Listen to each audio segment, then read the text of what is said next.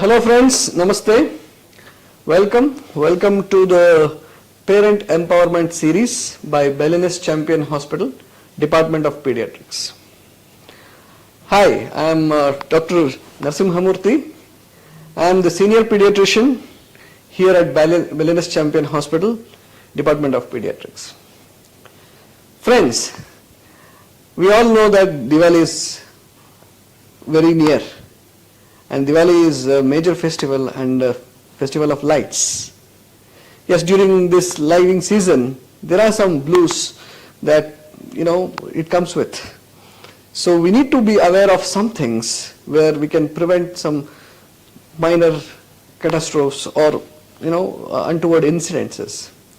So, especially burns in children is very common. So every year we tend to see a lot of cases during this season, especially just because we are not aware of some things. And another major aspect, maybe because of the weather and the pollution that happens along with this, may be a fertile period for wheezing in kids. So friends, today let's understand the nuances of how to prevent these things from two experts, and my colleagues. Firstly, I have Dr. Jadhav. Dr. Akshay Jadhav is an exceptional pediatrician with years of experience in critical care and has handled a variety of cases, especially in the critical care of children. And he is an expert in that area. So he will be just enlightening us on the various aspects of burn today. And to my immediate left, I have Dr. Dhanyata, who is the most child-friendly doctor as she sought, and she is the exceptional pediatrician with newborn specialist. So she will be speaking on various aspects of how to prevent wheeze and other things. So to understand this, let's quickly dive into the session with my first question to you, Dr. Akshay. So you've been seeing kids for a very long time along your career. So can you just tell me some safety precautions, especially this Diwali season, so that we don't like to see anyone ending up with burns or anything like that? Yes. Good evening, everyone. So as Dr. Murthy sir has rightly enlightened us about the various aspects of Diwali and its nuances and its problems which can happen in kids. So looking at the first aspect, that is burns, we have seen that there is 25% rise in burns in children when Diwali starts, and this has been over the years increasing, with more number of kids liking or enjoying Diwali and more number of parents actually making sure that they are actually getting different types of crackers, firecrackers, and many other aspects as well. So when we see the precautions part for most of the parents, the most important thing, what will be most evident is parents need to be near the children, and they have to be at least 10 to 25 feet away, so that if there is a need, an emergency need to actually take care of your child, you should be there as early as possible. And the next very important aspect is we need to keep the tap water, which will be a cool water, but not cold water and not ice cold water, and not with ice extra put it in it. So this cool water is at least in the form of a jug or in the form of a bucket, needs to be there near the kid or near the place where kids are lighting crackers or are near diyas. The third most important aspect is like how do you empower or how do you tell the kids what to do if one of their clothing gets burnt or there is a fire which starts in one of their clothing. So first important thing is, if any of such kids actually get their clothing on fire, the important thing is they should stop, they should fall, and they should roll. So stop, fall, and roll. This is very important, because if they do that, most of the burns, most of the fire can be immediately eliminated. Eliminated quickly. And this is very important aspect because this is something which can be learned as easy as possible. And this is a very important thing. The fourth important thing will be if the parents and this one know what to be done if there are burns. So the next important thing is if your child gets burned, or it can be any type of burn, the most important thing is you must immediately use the cold water and rush to your nearest pediatrician or the hospital, because this cannot be waived off, or this cannot be a leniency from the parents' perspective, like whatever is the degree of burns. And the most important point will be awareness among themselves, and awareness when they see this video or any other video which empowers them to understand what to do and to tell to the neighbors as well. Yes, yes, that is very important take home for all of us. So especially what to do when there is incident like that. So especially when there is a fire. So as Dr. Akshay said, it's stop, fall and roll. So that's a very important take home for all of us. So we should communicate this clearly to kids as well. Yes, and also as Dr. Jadhav emphasized, so there is no small burn, big burn. All burns are very serious. So it is important to take a consult with your nearest pediatrician, because when there is a barrier breach, it becomes an opportunity for infections to seep in. So that's a wonderful take home, Dr. Jadhav. So next, coming to especially children with burns, you might have seen variety of cases. Especially, how do you grade the severity? And what should be the immediate things that any parent would be doing during these times? Yes. So when we see this, the most common burns are thermal burns. We also have scald burns and chemical burns. But most commonly the thermal burns happen due to diyas or the firecrackers themselves. So the diyas actually cause 70% of the burns in majority of the cases, and then the firecrackers or the firecracker being nearby or burst nearby can cause the next burn. And the most important type of burn which can actually cause major damage is to the eyes. So we need to make sure that all these are taken care. For the eyes, definitely, covering or using a safety goggle can be an important part. And the types or the degrees of burns, when it happens on the skin, there are majorly 3 degrees. And the first degree is the superficial redness which happens, and pain. So this happens only in the upper layer of the skin, and this usually has to be taken care immediately with the tap water which is nearby, by putting tap water over it and then rushing to your nearest pediatrician. The second degree burn is wherein it goes little deeper and then causes blisters. Now most of the parents, what they do is, we have seen that most of these parents, they see that blisters have already happened and they come the next day. True.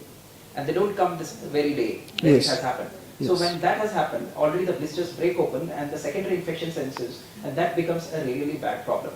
And even the scar tissue formation and other things will be delayed. And the third degree is the type of burn which is very severe, which has gone deeper, and it has also crossed the barrier of skin and gone deeper into the muscles or bones. Here, the problem here lies in one thing, how it actually comes out. Because some kids who are bigger, they may actually think that after certain time, they may not have pain at all because of the damage of the nerve endings. So some of them actually will not show pain, and parents showing their leniency, they think that okay, it is okay to wait till tomorrow and we'll go tomorrow. But these are the most severe ones. We cannot wait for any burns in general. And it can actually cause bleeding, it can cause other injuries as well. So these are the basic 3 degrees where we need to make sure that whatever is the degree, the first thing is to first put the water. The next thing is, if the area of the burn is really large, and we can cover with a clean cotton cloth and then bring them to the nearest pediatrician or the nearest hospital wherein we can take care of them. Okay. So again, another very important take of, so there cannot be lenience in small degree of burns or whatever. But yes, as Dr. Jadhav rightly emphasized, so it is not only the immediate care. In the some degree of burns require a very intensive care, wherein we need to give antibiotics and other things to prevent secondary infection. So it's not only the pediatrician's game, even plastic surgeons will be involved in this, in the treatment of children. But whatever it is, prevention is the most important thing. So that is where we want to emphasize. So it is the supervision that is very important, and most another important is having the preparation. If something happens, how to act. If you have that clear communication with you, you can prevent a lot of things going wrong. So Dr. Jadhav, now when it comes to children, especially, how do we actually work? I mean, if there are burns over face, the burns over the eyes, and what do you think? How do we the degree of burns? Can you just emphasize on those points?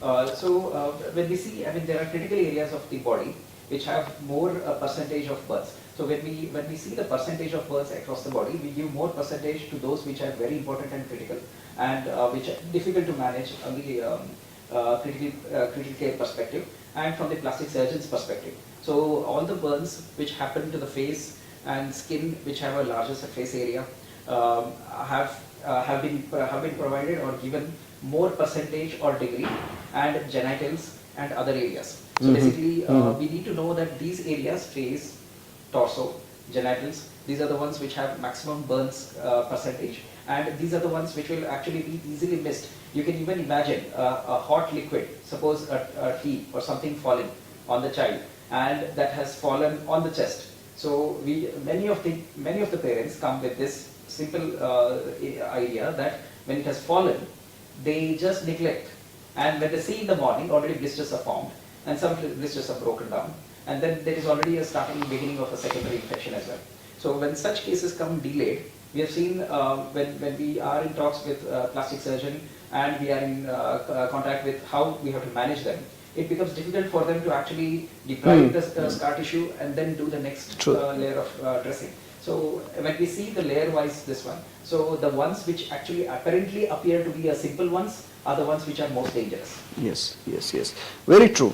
So as previously emphasized also, so it is the eyes which is the organ commonly gets involved, along with the skin and the genitals, which assume more importance, and even the redness also should not be neglected, is what the take home that we have from Dr. Dr. Jadhav, moving forward, apart from the general precautions, even when best, I mean, do you emphasize on particular type of crackers, or any thoughts on that? Yeah. So there are green crackers, or there are environmental safe crackers, which will not burst unknowingly or without any warning. So there are now there are two layers of it. One is there are green crackers, environmentally safe crackers, and there is another layer of safety which is added by this present government, which is emphasized as crackers safety, which is approved by the government. So we have crackers now which are approved by the government. So we need to emphasize that most of them who are under that category, and also there are cracker shops which are approved by the government. So these both are the ones which are very important to be seen when you buy crackers, or even when you share from somebody who has bought it for you. So important to note that we have to actually know that where it is from. The second thing is, if we are all about the sound and the magic of that sound, or the fun, or the excitement of that sound and this one. So when we see bigger cities like Bengaluru or Delhi, and many other bigger cities, already we have a little bit of extra pollution. So why not actually use some of that in the form of eco-friendly crackers, wherein the pollution and this one will be very, very low. And these are already certified by the governments. And that is one. Second thing can be, we can actually use virtual crackers. We have bigger screens This is just a thought. I know, especially Dr. Jadhav is a very technologically advanced person, and yes, he happens to give this innovative ideas. Yes, virtual crackers are the best way of celebrating a Diwali. See, Diwali, we at Belenus Champion Hospital or personally, we don't advocate any crackers or anything, but yes, if it is the personal choice of one, to celebrate in whatever way they want to. But yes, safety comes first. Be it anything, safety always comes first. So, Dr. Jadhav, thank you so much for that, enlightening thoughts about the how to prevent burns.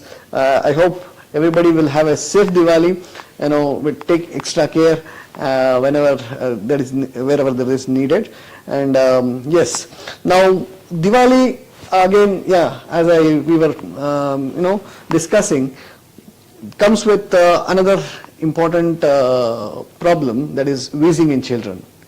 So there are two categories of children, like wherein children of first time presenting with wheeze, and children who already are known wheezers. So there are two. So we will just try to understand what happens during this season from our expert, Dr. Dhanyata. So, Dr. Dhanyata, I'd just like to know, most parents keep asking, like, why my child? And why is this season particularly, prone for especially wheezing? Can you just throw some light on this? So actually, sir, this season is also called a season of allergies. Okay. Why this season is called a season of allergies is because one thing, the festivals we celebrate. Second thing, the environment or the seasonal change. Third thing is because of a lot of viruses get active in this season, which can actually aggravate the wheeze. So that is the reason why we have to, Yeah.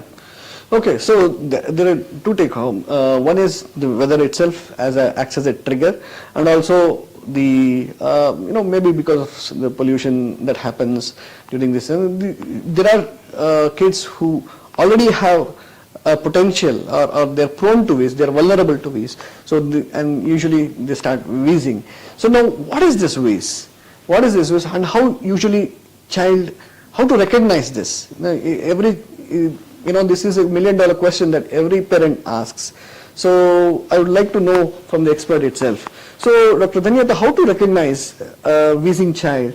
How does it? But what actually is a wheeze? So actually wheeze is nothing but a sound that is produced when the airways narrow down. Okay.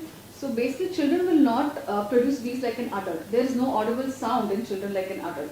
So how does a parent pick it up? Basically you just look for four things. One is your child is coughing rigorously, continuous cough is there, child is panting.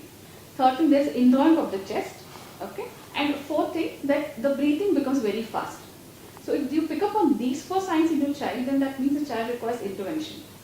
So I think whenever there is bursting of crackers or environmental change, seasonal change, I think parents should look for these signs in the children. Yes. So as rightly said, it is very important to recognize a wheezing child. Typical wheeze, like the child wheezes, struggles to breathe. So that may not, like in a typical adult, it doesn't happen in children, right? Correct. So usually they present, as you rightly said, they just start coughing, on and on. It proceeds. Especially this happens during the night. Nighttime. And the nocturnal trigger it disturbs the child from sleep, and it goes on coughing incessantly. So that's when it needs intervention, as rightly said. Fantastic. So now going forward, when we have recognized this wheezing in children, now how do we go about mitigating this risk? Or if my child is coughing for the first time, how should I know that whether this is really a wheeze, and should I treat it, or in children who already are wheezes, what should I be doing? So I think so let's take it in two aspects. One thing for first time wheezers, second thing for the known wheezers. So first time it's very difficult for the parent to pick up whether your child is a wheezer.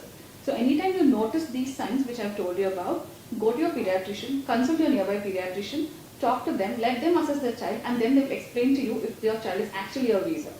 And for second time wheezers or known wheezers, what you can do, usually most of the known wheezers are on inhalers.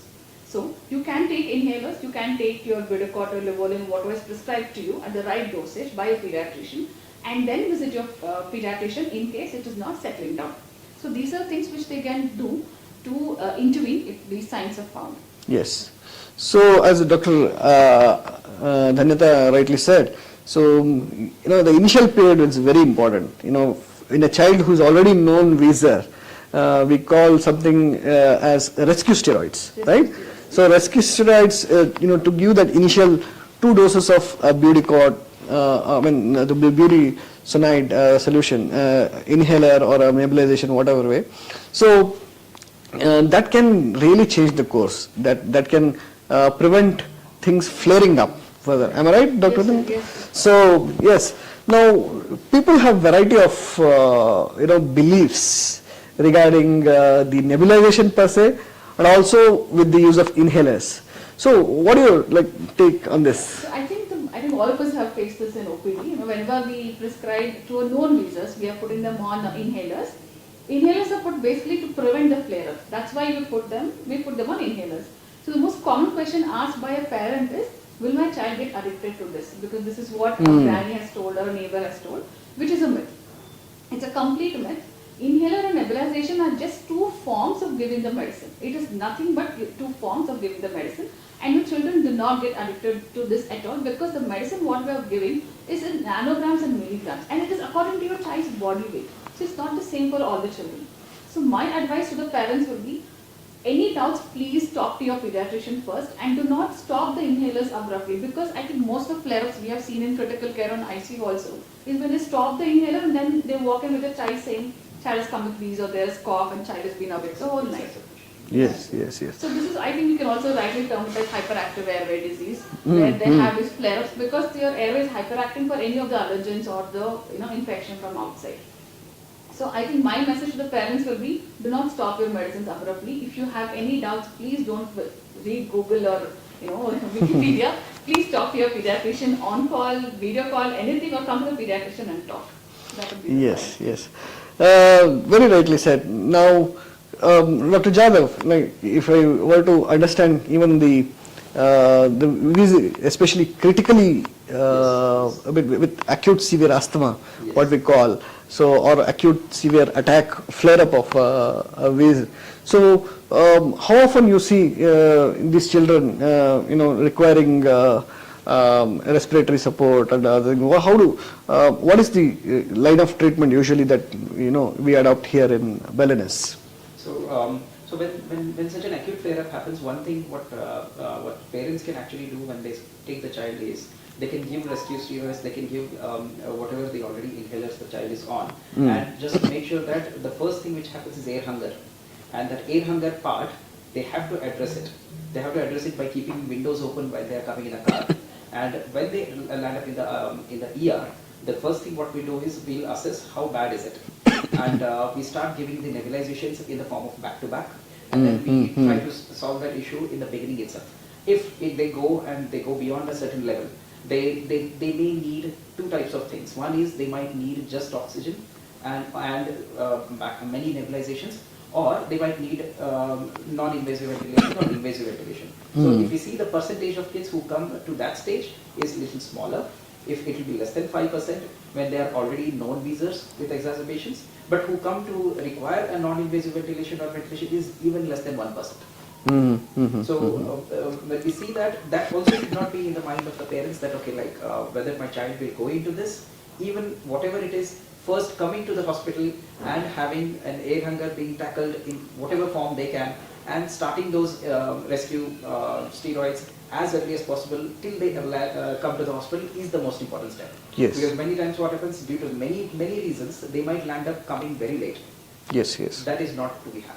Yes, as rightly said again, asthma and wheeze, especially the hyperreactive airways, what we call in children, usually starts with in a milder form, but it gets organized over a period of time. When the edema is just swelling of the airways. When that gets organized, it becomes very difficult to treat. So it is very important, as Dr. Jadhav said, to intervene as early as possible, so that the risk the flare-up can be tackled very easily, and probably it will not flare up to the extent that it requires ICU or anything. It can just be treated. Dr. Dhanyata, yeah, in continuation with the discussion. So, how does family history of allergies or anybody with asthma, how does it influence the child health? And also, is there any link, between, anybody with some serious comorbidity in the family with, breathing problems and other things? Can you just enlighten on that? Yes, sir. So family history is important. It's a very significant factor. But every family history or genetic predisposition should have a trigger. So these triggers will be environmental triggers. Like, if you're staying in a polluted city like Bangalore, or if you're staying next to factories with a lot of dust and mites at home, if you're using the scented candles or scented sticks, and even infections, these your seasonal viral infections like your RSV, all these things will definitely aggravate whatever family history you have, and they're also one of the causes why the family history becomes an important thing in children with these. So yeah, as Dr. Dhanyata said, what I could infer is there is change. There is change which is not tolerated probably. So especially in children who are prone to wheezing, there is change in the external environment or internal environment. If there is a sudden change, probably these are the kids just like skin allergy. These kids tend to start with a wheeze, right? Yes. So this external environment can change in two situations. Can you just let me know in what situations internal and external environment can change? So external environment can change in two situations. Once, when there's any seasonal change in the place where we stay or where the kid stays, and external environment when the child is traveling to another place. So these two things a child will not be able to accommodate or adjust immediately. The child might require some time.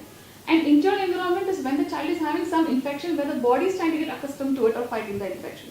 So again, these two things, as you said, sir, they rightly matter and they're very important for us to handle. So that is, I think, when the parents' knowledge becomes very important, so they are able to handle these kind of situations. Yes. So, what do you think? Like indoor air pollution, there has been a lot of buzz regarding this using air purifiers at home. What do you suggest? Like, how important is this indoor air pollution?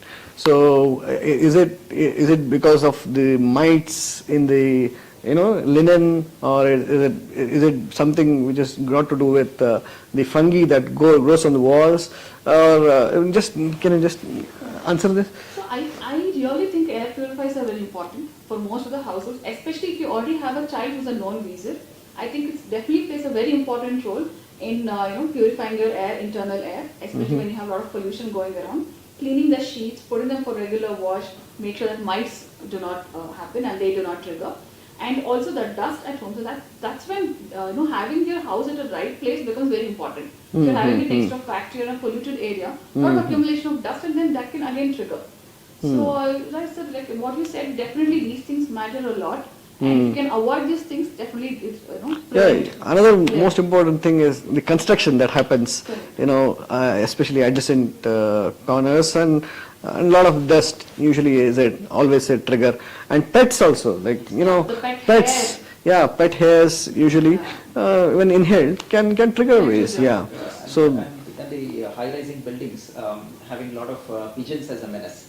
So the pigeon dander and the pigeon this one dried up dander, that can be one of the major causations which will be easily missed. Yeah, true, very true, very true, very true. So yeah, these are the areas where we can focus and probably elevate the risks.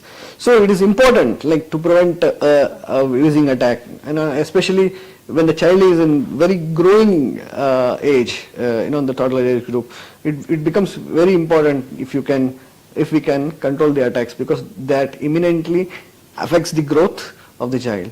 So yes, Dr. Dhananta, finally we have one last question, which is again from parents. Are there any particular type of foods that children need to avoid, especially those who are prone for this wheezing attack? Can you just enlighten on this? Yes, sir. So I think highly processed food that has a lot of fat content in that, foods which are fried, and with a lot of masala. And these are the actually major foods which can trigger your wheeze or asthma. Even dairy products in few children, bananas, because they are known to release histamine. So even these can trigger flare-ups in children. I think it's better to avoid these foods.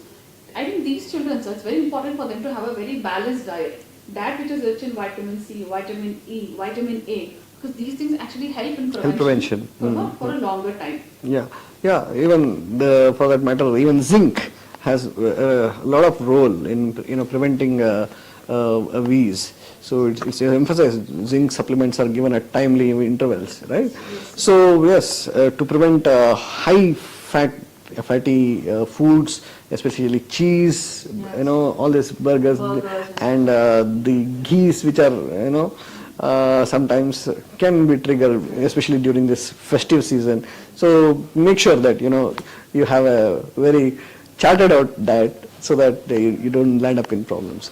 So wonderful. One common question what everyone might ask is, what about chocolates? I And think cookies? dark chocolates, I think you have to avoid because they also trigger wheeze. So I think it's better to avoid dark chocolates. Most of them kids are fond of chocolates. Yeah, but yeah, for those who are cannot are prone for wheezing, probably it's better to avoid them. So yes, that's a very important take home. So with this, I think it's time to wrap up our webinar.